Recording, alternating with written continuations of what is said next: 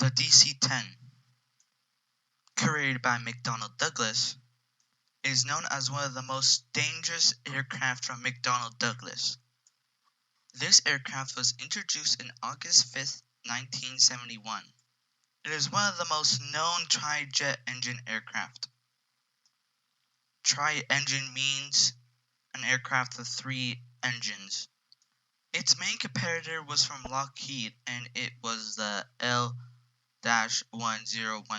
TriStar, which was released a year after the first DC-10. The DC-10 was a very hyped aircraft compared to the Lockheed one. Lots of orders from airlines like Aeroflot, Air France, Air New Zealand, Italia, and more. And this was just the Dash 1010. The DC-10 would go on to become one of the most popular tri-jet airliners.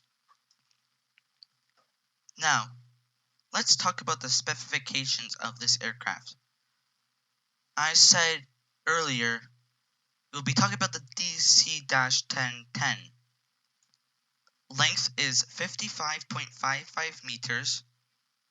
Height is 17.53 meters. Wingspan is 47.35 meters. And range is 6,500 kilometers. The aircraft used 3 General Electric CF6 engines, which were also used in a bunch of aircraft from a wide span of manufacturers. And they are the A300, the A310, the A330, the 747, the 767, the Lockheed C-5M Super Galaxy, and the MD-11. So, as you can see, this engine was widely used by a bunch of manufacturers. Just like with the MAX, this plane was grounded for, surprisingly, just like the 737 MAX, for 2 incidents. I'll be talking about these 2 incidents, and then I will talk about the reputation of McDonnell Douglas after.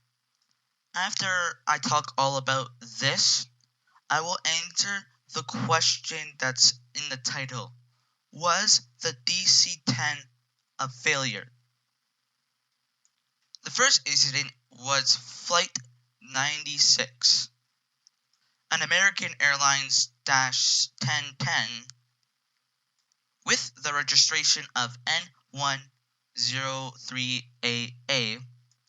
It was planned to depart at Los Angeles International Airport to arrive at LaGuardia Airport with a stopover at Detroit Metropolitan Wayne and Buffalo Niagara International. Most of the passengers disembarked at Detroit Metropolitan. After they departed from their last stopover to their destination at LaGuardia with 56 passengers and 11 crew.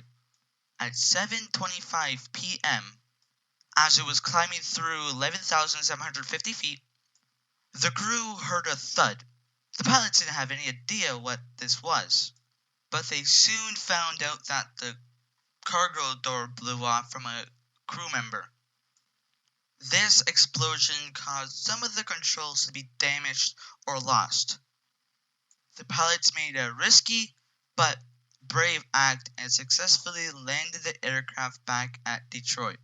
Thankfully, none of the passengers or crew died. Only 11 people got injured in total. This flight had lots of luck. But sadly, this won't be the same with 981. Turkish Airlines Flight 981 was a planned flight that departed from Istanbul, Turkey. I won't try to pronounce the airport's name. And was planned to arrive at London Heathrow with a stopover at Orly Airport. With their registration Tango, Charlie, Juliet, Alpha, Victor, or TCJAV,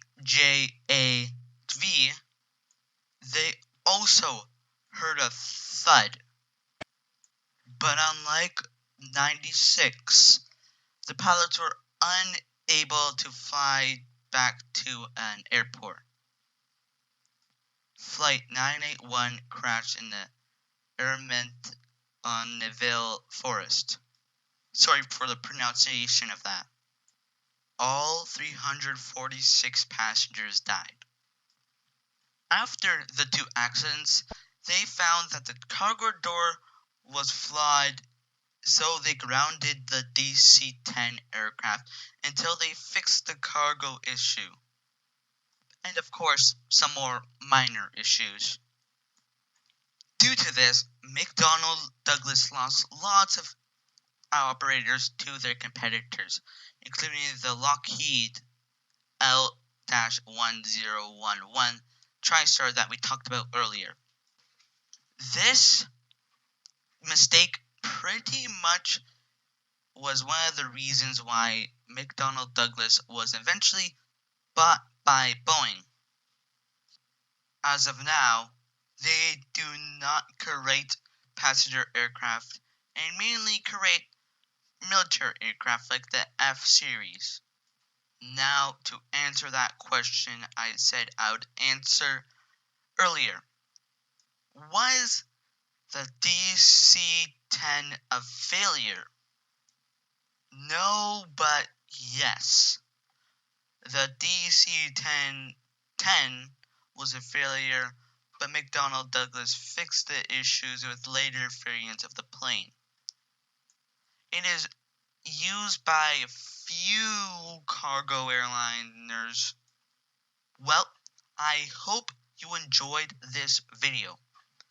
Tell me if you think the aircraft was a failure in the comments or in my Discord server. Bye, aviators.